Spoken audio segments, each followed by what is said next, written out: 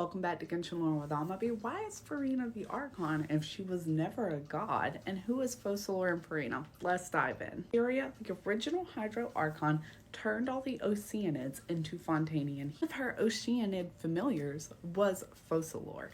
When Egeria died and became the Emerta over in Sumeru at the time of the Cataclysm, Focalors took over the seat of Hydro Archon, and she had this huge prophecy looming over. That prophecy said all the people will be returned to the waters and the Hydro Archon will be left weeping on her throne, basically undoing the original sin that Egeria committed by returning the Oceanids into Oceanid form. But what you have to realize here is this is not an A situation. Focalors did not create a puppet to rule on the throne in her absence. She actually does stay in the seat of Archon. But what she does, because somehow time has passed since the original Fontanians were created and since Focalors took on the seat, so she's been a human for a while, she removes her divinity from her body. She takes it out and puts it inside the Oratrice. That is Focalors as Neuvillette meets her.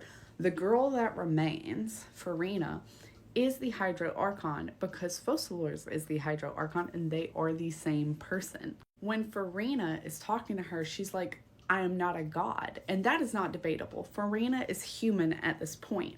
But you have to ask yourself, can a human be an Archon? Does the Archon have to be a god?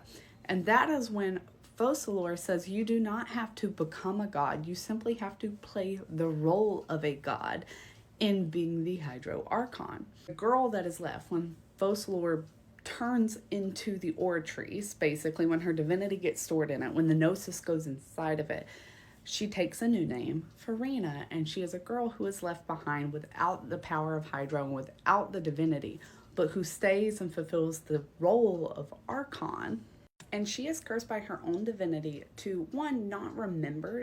Her memories are turned back to when Focalors first became a human, and to live until the act is done. I think this is really telling because even after the quest, all Fontanians still refer to her as the prior Hydro Archon.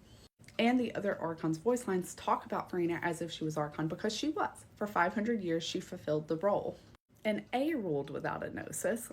The Gnosis is not related to the Archon. It's just proof kind of in your link to Celestia of your power. And what Focalors does is when this quest ends, she basically destroys the seat of Archon.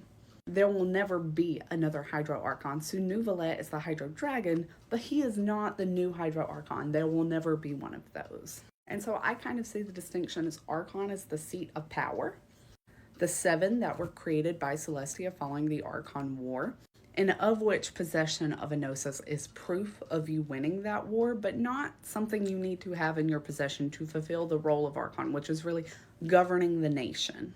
And Focalors left full governing ability in Furina's hands. So I say she was the Archon. If you have any questions, let me know and join the Discord.